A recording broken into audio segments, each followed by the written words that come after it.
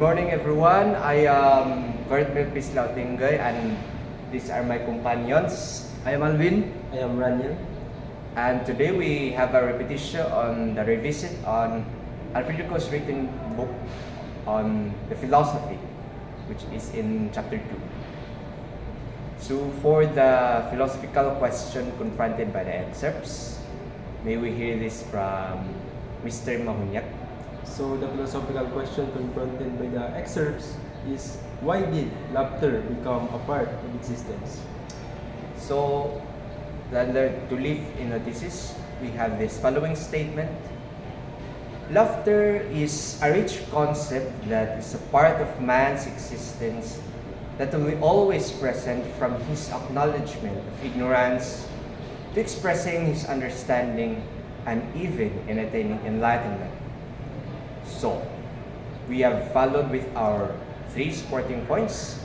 So for the first supporting points, it can be stated, laughter in this context of Socrates can be related to the realization of one's ignorance, and that a person has to seek meaning of life in its depth and height.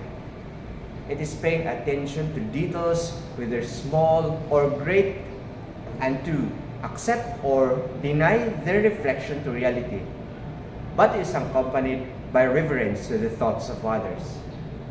Secondly, the humor in the Eastern and Chinese philosophy can be found in the notion of ought and is. So this was taken from the written works of Alfredo, 2015, chapter 28. This entails, page 28. This entails that the opposites which are needed for one another, day and night, birth and death, up and down, and so forth. Laughter, it is to see life as in the state of multiple changes in order for seeing the nature both of and reality. Alfredo stated in Shuangzi that humor always lies in the unexpectedness and remoteness of comparison of one phenomenon and another. It's taken from page 33. For Chinese philosophy, laughter is not only a feeling that is an expression of joy, but is also an expression of understanding. The third supporting points, in Chan Buddhism, humor or laughter can be used as a tool for man to be able to experience or attain sudden or flash of enlightenment. So for the valid objection to that supporting point, so first, laughter can be a sort of an intoxication in the sense of excess. Thus, it is not healthy part to be considered in one's life and existence. Second, ignorance can be seen in the laughter as it is the expression where a listener to say did not get the context of being tough to be understood or have the grasp, or it thought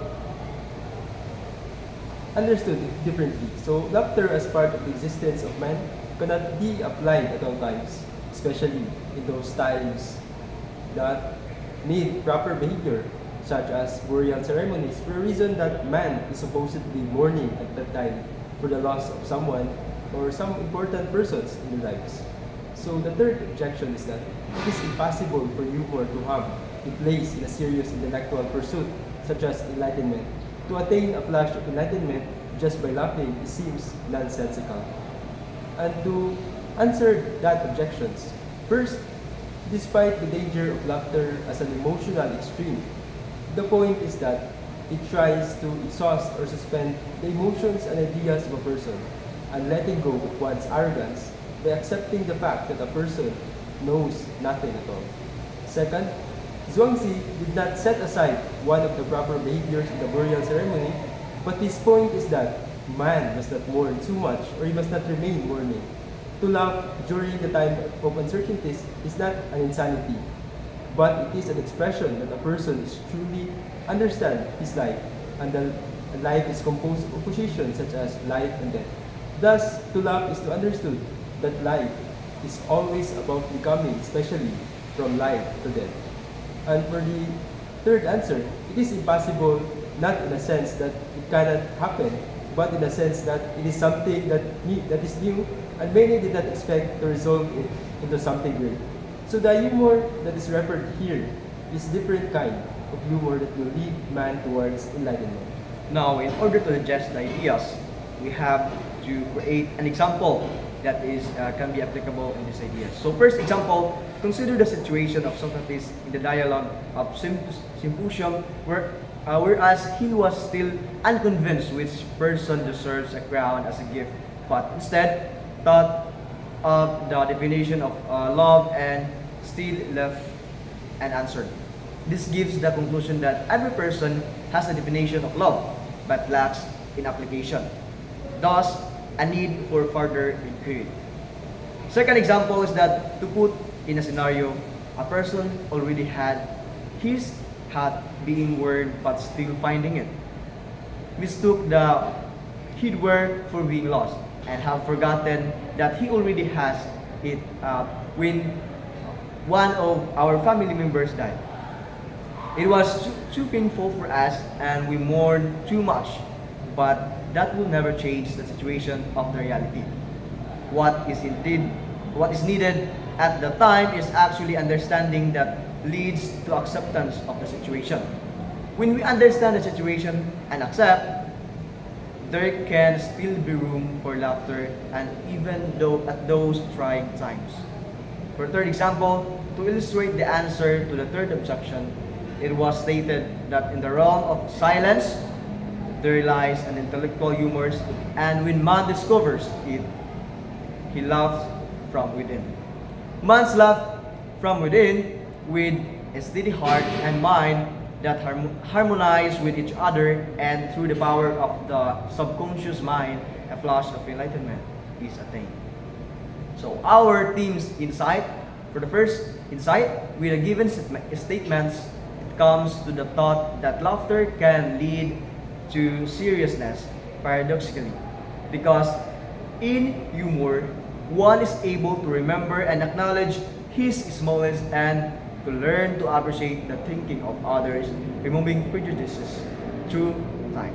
Second, to laugh helps one to remember this condition and that it helps him or her to realize that things are already in their well-sorted place while she or he is attempting to fix it.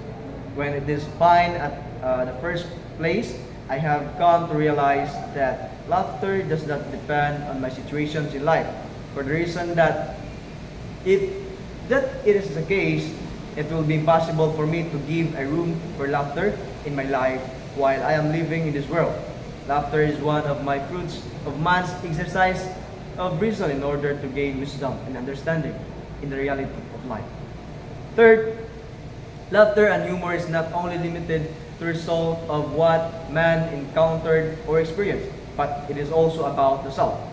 It comes from the harmony from within and the sense of serenity that a person has.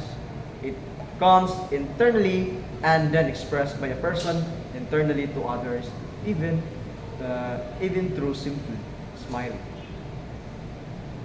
And to conclude this, allow us to say, in conclusion, the concept of laughter is inseparable with existence when dealing with the life of rational beings, because it is not simply present in life, but it is a part of it. Thank you very much and see you once again.